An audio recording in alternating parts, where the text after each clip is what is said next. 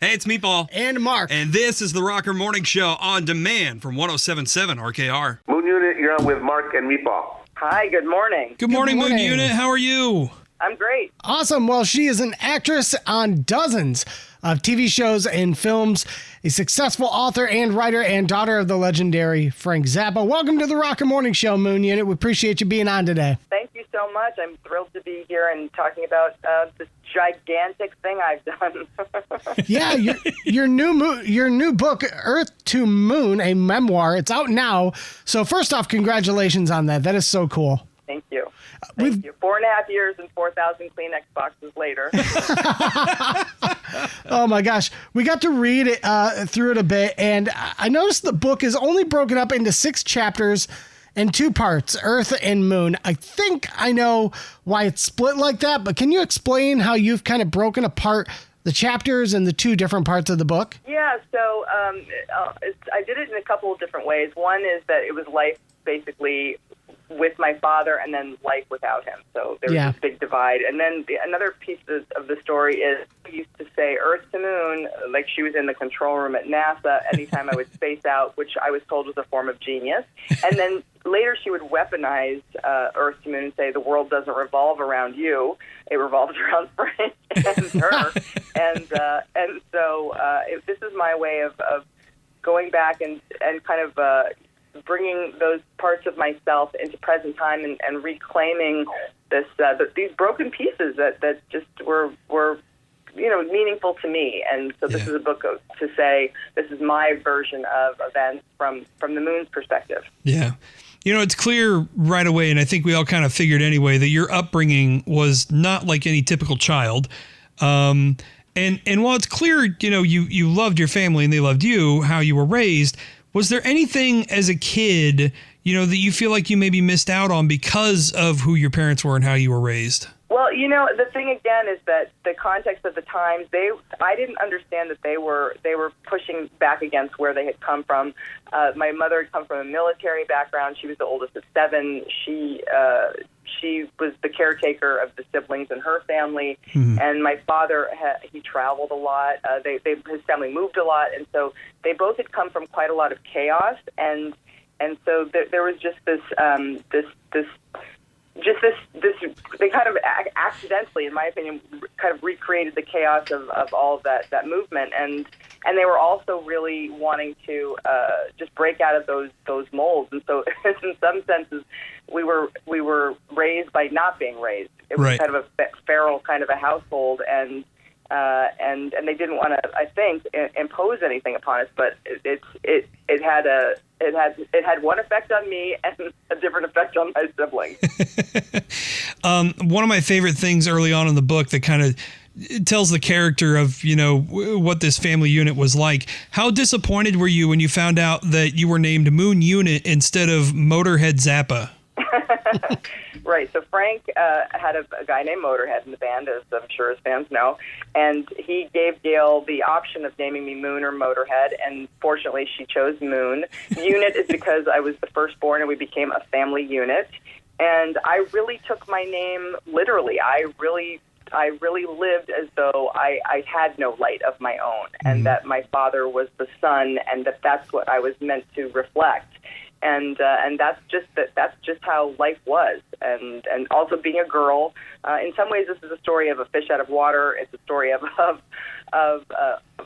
what they say is toxic femininity, where you just pretzel yourself until you're pulverized into dust, so that everybody else's dreams can move forward. Yeah. I'm so late to the I, me, mine party. I got to talk to your brother Dweezil recently, who kind of, took up the family business of music. You ended up taking a different approach in your career.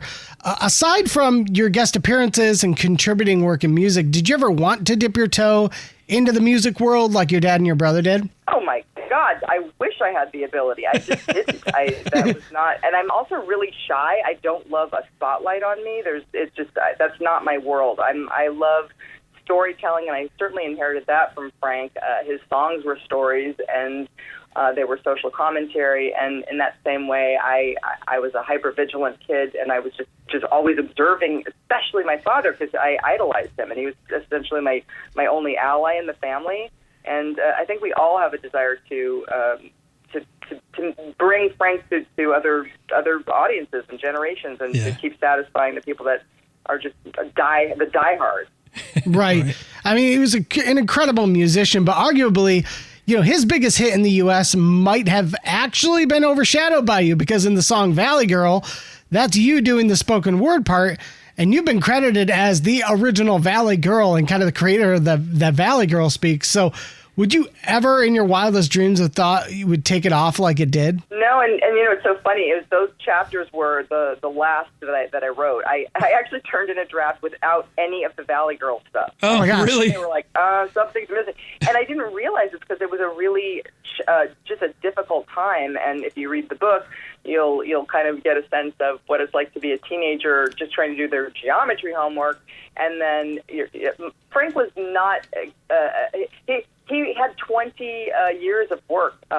He was in his 40s and had, I think, at least 34 albums at that time, something like that. And this is the breakout song that did not reflect the whole body of his work. and so I think it was difficult for me to get that message that he was not so excited about it, and then I still had to go and promote it. It was holding a lot of complicated feelings about it, and I hopefully wrote about it in a humorous way. I hope you Well, like I said, we've only kind of skimmed the book a little bit. We haven't had a whole lot of time to live with it just yet, but I am curious. I don't know if you talk about this in the book or not. Who came up with the spoken words part of that song? Was it you or your dad? Oh, that was a combination. I mean, I was in high school, or rather middle school, with these girls that spoke like this, and they were hilarious to me. I loved the musicality of how they spoke. I loved the topics that they were discussing, and so this was one of the ways I could make Frank laugh, and which was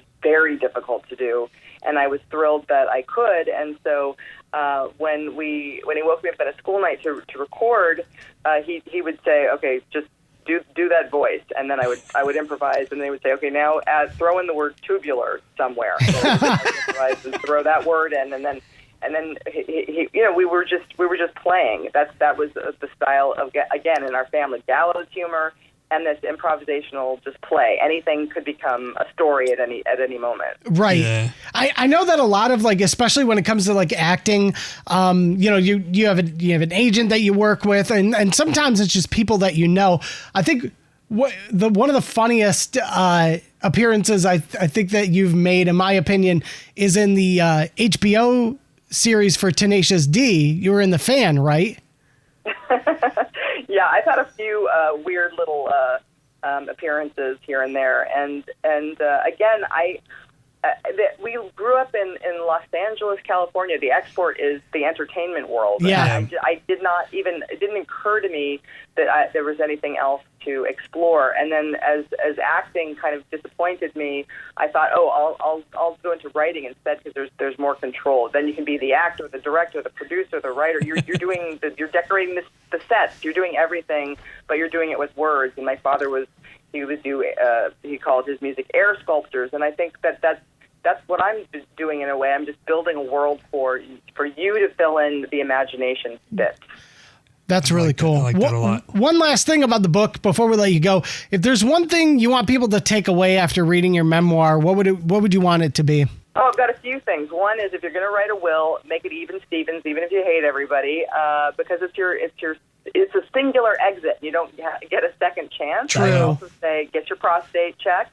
And I think the book really is a way for, I think men will really appreciate it, because it's an insight into how girls and women think, and I think women will really love it because it's I think they'll relate to a lot of what I'm talking about, and it's really, again, for anybody who feels like a fish out of water in some area of their life, and I also did it with humor, I hope. Yeah, no, I love it. The little bit that we've read has been phenomenal. Earth to Moon, a memoir, is out now, and I actually intend to finish it by the end of this weekend, because it has been a fun read so far, and it is such an interesting look inside, your life and kind of the behind the scenes, your perspective of your dad and your family as well. So looking forward to that. Moon Unit Zappa, thank you so much for your time today.